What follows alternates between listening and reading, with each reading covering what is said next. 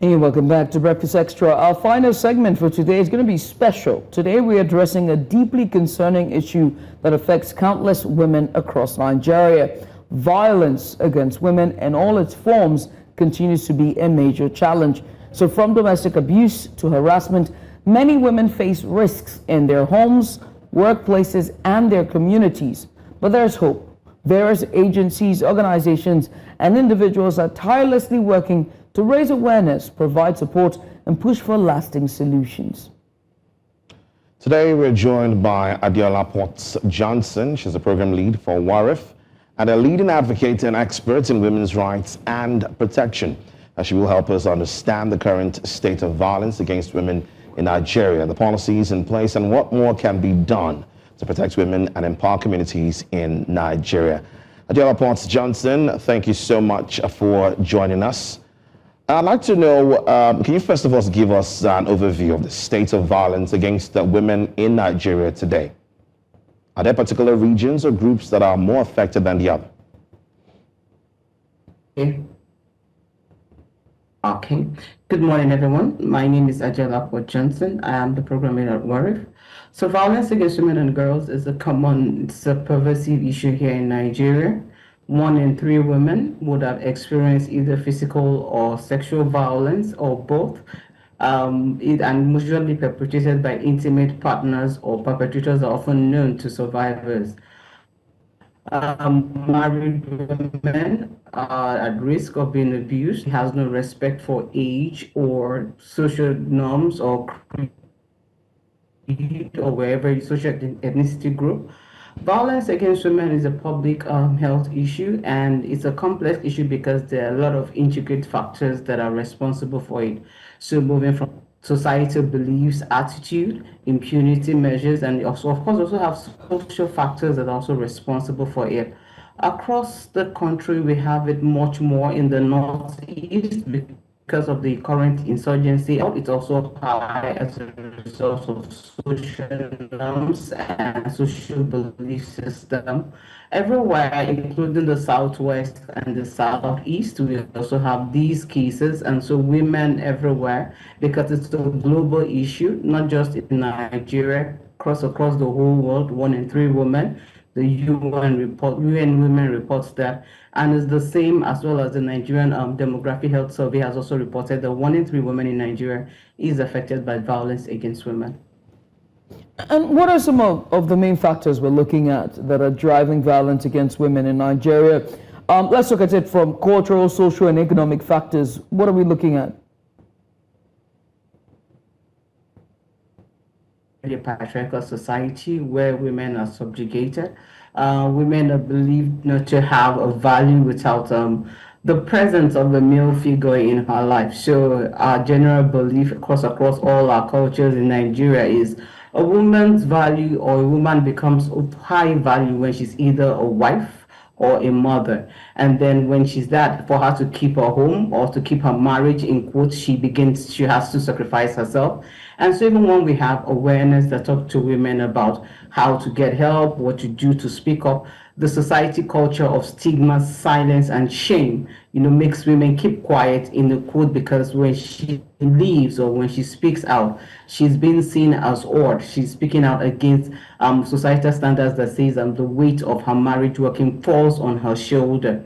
And then we also have religious teachings that also subjugate women, often misconstrued by misogynists, and then we have the system that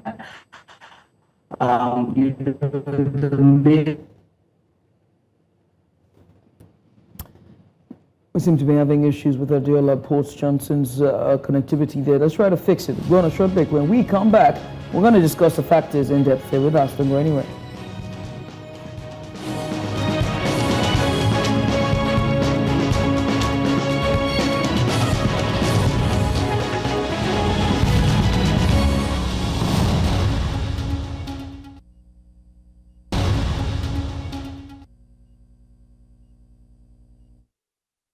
Just before we wrap things up, of course, we're having a conversation about the violence against women, and we'll still have the program lead for WARIF, Adeola Johnson here with us. Adeola, quickly before we wrap things up, can you tell us, one of the factors driving violence against women in Nigeria?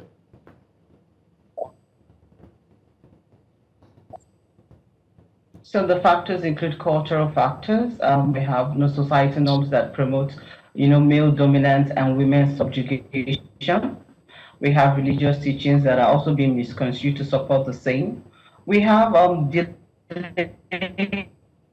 in judicial system which condones impunity on part of the perpetrators. Oftentimes people feel judicial system was slow and expensive. Sexual assault referral centers that cater. We also have issues around, beliefs and attitude within our communities, preference for male children, low education or limited access to education for girls, particularly in northern part of Nigeria.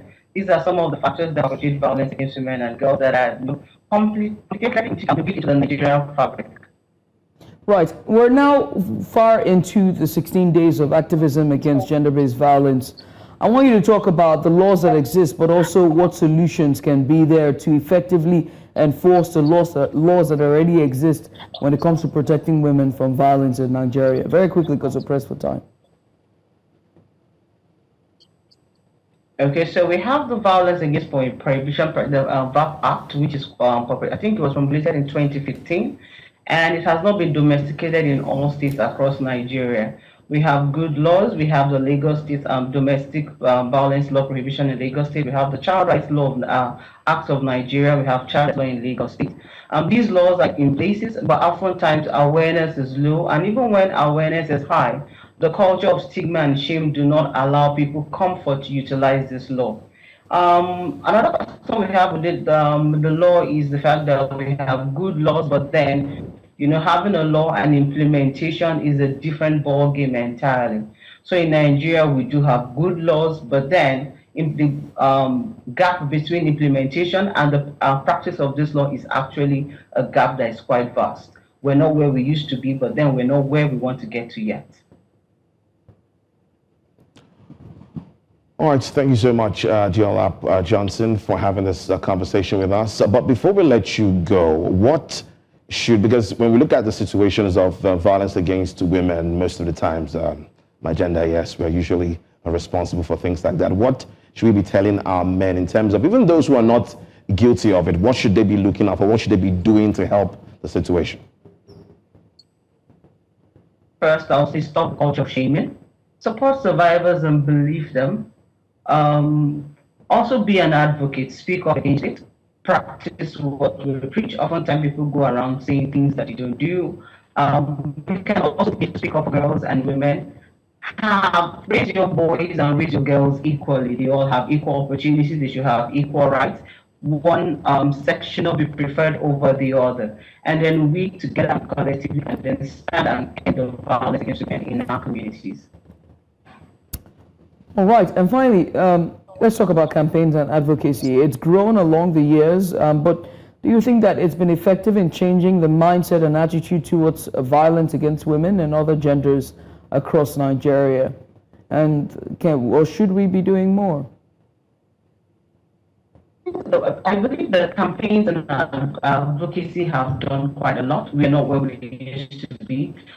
People currently will say, "Oh, now there are more cases." I look at it from this angle, say there's more awareness, and people are beginning to speak out more than it was in the past. And this is as a result of awareness and campaigns and advocacy that are ongoing.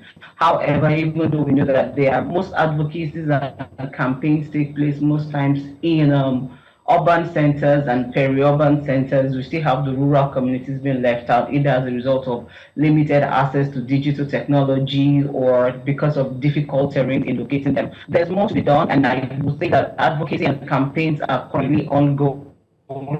The 16 days activism is one. As an organization, for example, we have one on the 6th of December, the WARIF No Tolerance March, and there are several advocacies, several awareness campaigns that have been ongoing.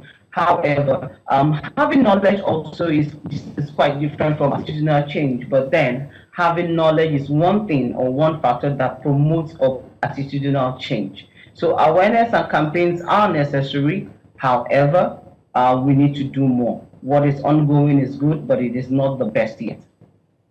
All right. Thank you so much for coming on. We appreciate you for doing this with us. Adeola Potts-Johnson, she's the program lead at WARIF, sharing her insight and just shedding light on a critical issue that affects all.